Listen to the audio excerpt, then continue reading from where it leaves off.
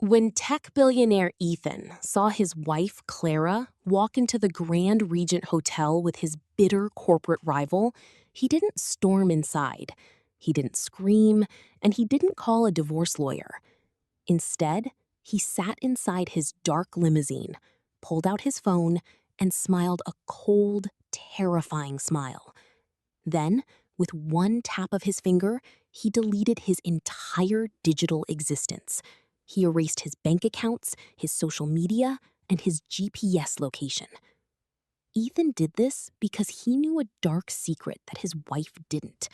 The man she was walking into that hotel with was already dead. Just 12 hours earlier, Ethan's life was perfect. He was one of the youngest billionaires in the world, famous for creating an advanced computer program that could predict human behavior. He had a beautiful home and a wife he loved more than life itself. Clara was his rock, the only person who truly knew him before he became rich. But that morning, everything shattered. Ethan was testing his new software when a security alert flashed red on his screen. It was a live video feed from a hidden camera outside the luxury Grand Regent Hotel. Ethan stopped breathing. There, on the screen, was Clara. She was wearing a heavy coat, looking around nervously as rain poured down. A moment later, a man stepped out of the shadows and grabbed her arm. It was Julian, Ethan's biggest enemy, the man who had been trying to steal Ethan's company for years. Ethan's heart hammered against his ribs like a trapped bird. His eyes burned with hot, stinging tears of betrayal. How could she? Why Julian? The pain felt like a physical weight crushing his chest, making it hard to breathe. He wanted to scream, to tear his office apart. The woman he trusted with his life was entering a hotel room with the one man who wanted to ruin him. But as Ethan zoomed in on the video feed, his sadness instantly turned into pure, ice-cold horror. He noticed something wrong with Julian's movement. The way Julian walked was too perfect. His shadow didn't match the streetlights correctly. And then Ethan remembered a police report he had seen on the news just 3 hours ago. Julian's car had plunged off a cliff the previous night. No one could have survived that crash. Julian was dead. So who or what was walking into that hotel with his wife? If you think Clara is just a cheating wife, you are dead wrong. What Ethan discovers next will change everything you think you know about this story. Hit that subscribe button right now, because Chapter 2 is about to expose a secret that will leave you completely breathless. Ethan did not panic. His mind, trained to solve the most complex computer problems on Earth, went into survival mode. He knew that if he ran into that hotel blindly, he would be walking straight into a trap. He stared at the red flashing light on his laptop screen. If Julian was dead, then the person on the screen was a fake, a high-tech illusion, or someone wearing a hyper-realistic disguise. And if they had Clara, it meant they were using her to get to him. "They are watching me," Ethan whispered to the empty room. Suddenly, the lights in his office flickered. The camera feed on his computer screen cut to black, replaced by a single line of glowing green text. "We see you, Ethan. Bring the system to room 404 or she dies." They weren't just targeting his wife. They had hacked his personal security network. They knew exactly where he was. In less than 2 minutes, his phones would be tapped, his bank accounts would be frozen by the hackers, and his location would be tracked by whoever was holding Clara hostage. Ethan didn't hesitate. He grabbed a small black flash drive from his desk drawer. It contained the master code to his multi-billion-dollar AI software. He shoved it into his pocket. Then he grabbed his heavy coat and ran down the private elevator to the garage. As his limousine pulled out into the dark, rainy night, Ethan opened a secret app on his phone. This was a program he built, but hoped he would never have to use. It was called the Ghost Protocol. With a deep breath, he pressed the big red button on his screen. Instantly, his phone went dead. In the corporate servers across the city, Ethan's digital footprint vanished. To the world and to the hackers watching his network, billionaire Ethan had just ceased to exist. He had no money, no identity, and no location. He was completely invisible. The limousine driver looked in the rearview mirror, his eyes wide with confusion. "Sir, all our navigation systems just shut down. Where are we going?" Ethan looked out the window at the blurry city lights, his jaw tight. "The Grand Regent Hotel, and drive fast." Ethan just threw away his entire multi-billion-dollar identity to save his wife. But he has no idea what is waiting for him inside that hotel. Comment below. Do you think Clara is in on the trap, or is she an innocent victim? Drop your theories and get ready for Chapter 3, because things are about to get incredibly intense. The limousine screeched to a halt half a block away from the Grand Regent Hotel. Rain beat against the glass like 1,000 tiny fists. Ethan's heart pounded so hard he could feel the pulse in his throat. This was it. No backup, no billions, just him. He slammed the door shut behind him and stepped into the freezing storm. The wind ripped at his coat, but he barely felt it. His eyes were locked on the glowing gold sign of the hotel entrance. Suddenly, a cold hand grabbed his wrist out of the darkness. Ethan spun around, lifting his fists, ready to fight for his life. But when the street lamp illuminated the person's face, the breath left Ethan's lungs.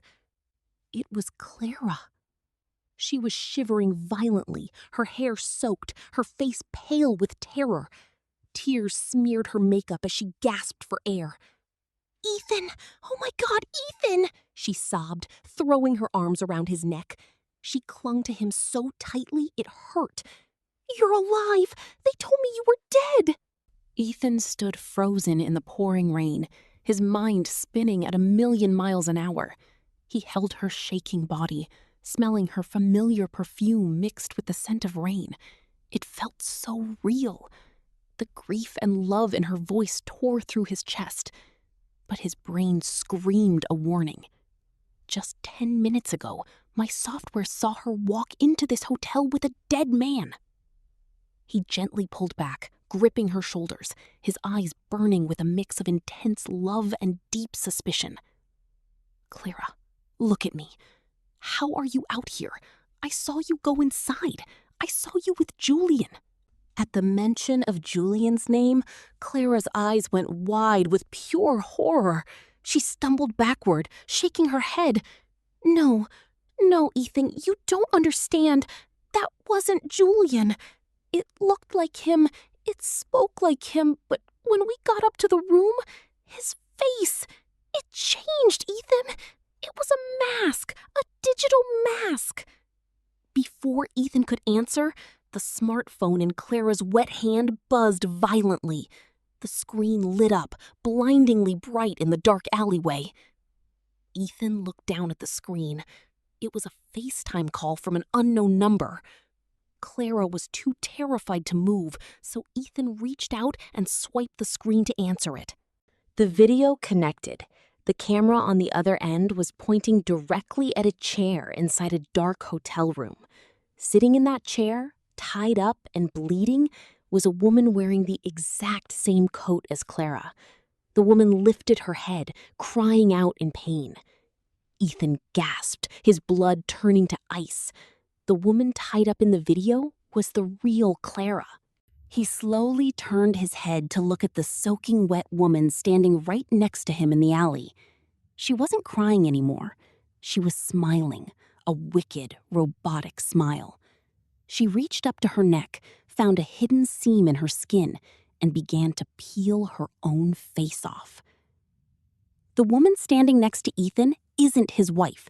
It's an assassin wearing a hyper-realistic cyber mask. If you want to know how Ethan survives this terrifying trap and saves the real Clara, you need to smash that like button right now. Don't skip a single second, because Chapter 4 is going to blow your mind. Ethan stumbled backward, his boots splashing in the cold puddles. The woman in front of him wasn't Clara. With a sickening tear sound, the stranger pulled the lifelike silicone mask completely off her face. Underneath was a cold-eyed woman with short, sharp blonde hair. She dropped the fake face into the mud and pulled a sleek, silenced pistol from her wet coat. "You're smarter than we thought, Ethan," the assassin said, her voice dropping the sweet, gentle tone of his wife and turning into a sharp, icy blade. "Going off the grid with your ghost protocol was a clever trick. Our tech team lost your GPS, but it didn't matter. We knew your heart would bring you straight to her." Ethan's mind raced. He had no weapons. He was a tech genius, not a secret agent. But he had one thing his enemies didn't: total control over the environment, even without his billions. Before deleting his digital identity, Ethan had uploaded a final, hidden command into the city's main power grid. The assassin raised the gun, pointing it directly at Ethan's chest. "Give me the flash drive with the AI master code, now, or your wife dies on a live stream and you die in this alley." Ethan looked at the gun, then up at the glowing street lamp above her head. He reached into his pocket, pretending to grab the flash drive. Instead, he gripped a small, custom-made key fob with a single blank button. "You want the code?" Ethan said, his voice remarkably steady. "Take it." He didn't hand her a drive. He pressed the button on the key fob. Instantly, the entire block went pitch black. The street lamps exploded in a shower of sparks. The glowing hotel sign died, and every headlight on the street turned off. Ethan's hidden virus had just triggered a localized blackout. Bang! The assassin fired into the dark, but Ethan had already dived behind a heavy metal dumpster. The bullet ricocheted loudly off the brick wall. In the absolute darkness and the roaring sound of the pouring rain, the assassin couldn't see him. Using the shadows as his shield, Ethan scrambled on his hands and knees out of the alley and sprinted toward the side entrance of the Grand Regent Hotel. He had to get inside. He had to reach room 404 before the emergency generators kicked on and gave the killers their eyes back. Ethan just plunged the entire city block into darkness to escape an assassin. But now, he is entering a pitch-black luxury hotel filled with armed killers who have his wife. If you are rooting for Ethan to save Clara, smash that thumbs up button right now. Let's see how many of you think he can make it up to room 404 in time. Chapter 5 is coming up next.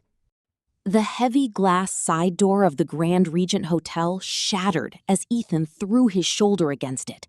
He tumbled into the dark lobby, glass crunching beneath his boots. The Grand Hotel, usually buzzing with rich guests and bright chandeliers, was dead silent and completely black. Only the red, glowing backup emergency lights on the walls cast a spooky, bloody tint over the room. Ethan didn't stop to catch his breath. He bypassed the main lobby and sprinted straight for the emergency stairwell. The elevators were useless without power, and room 404 was 4 floors up. His heart hammered in his ears as he took the stairs 3 at a time, the muscles in his legs burning. Suddenly, a heavy thud echoed from the stairs above him. Ethan froze, pressing his back against the cold concrete wall of the stairwell. He held his breath, listening. Footsteps. Heavy, tactical boots were descending the stairs quickly. The power cut wasn't an accident. A man's rough voice whispered from the darkness above. "Ethan is in the building. Find him and take the drive." Ethan's blood ran cold. There wasn't just one assassin in the alley. A whole team was patrolling the hotel. He was trapped in a narrow concrete tunnel with killers coming right down toward him. Looking down, he realized he couldn't go back. The blonde assassin from the alley would be entering the lobby any second. He had to move horizontally. Ethan quietly slipped through the heavy metal door of the second-floor hallway just before the flashlights of the guards illuminated the stairs. He found himself in a long, carpeted corridor lined with luxury guest rooms. He needed a weapon, a distraction, or a hiding place. As he crept down the hall, his eyes adjusted to the dim red light. He noticed a cleaning cart parked outside room 212. On top of it sat a bottle of heavy-duty industrial bleach and a can of aerosol glass cleaner. Ethan's tech-brilliant mind immediately began calculating. He didn't know how to shoot a gun, but he knew chemistry. He grabbed the cans, a stray rag, and a high-end metal lighter left on a hallway table by a guest. If they wanted a fight, he was going to bring the fire. Ethan is completely outnumbered, trapped on the second floor with professional killers. Will his tech brain be enough to outsmart men with guns? Subscribe to the channel right now so you don't miss a single second of this puzzle, because Chapter 6 is about to turn this hotel into a war zone. The heavy footsteps bounded closer. 2 armed guards rounded the corner of the second-floor hallway, their powerful flashlights cutting through the dim red emergency lights. "He's here! I see a cleaning cart!" one of the guards yelled, raising his weapon. But Ethan was already moving. Using his improvised chemistry, he struck the metal lighter and held it in front of the aerosol can. With a loud hiss, he sprayed the liquid, creating a massive, roaring wall of fire that blasted down the narrow hallway. The guards screamed, shielding their eyes from the blinding flash and intense heat. The thick carpet caught fire, triggering the hotel's emergency ceiling sprinklers. Freezing water rained down, filling the corridor with blinding smoke and steam. Taking advantage of the total chaos, Ethan sprinted through the smoke, past the choking guards, and flew up the remaining flights of stairs. Finally, he stood in front of the heavy wooden door marked 404.